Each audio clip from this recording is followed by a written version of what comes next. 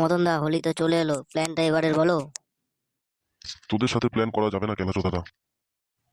কি হলো মদন দা, আমাদের সাথে প্ল্যান করবে না? মদন দা, মাংস আর মদের দায়িত্ব আমার।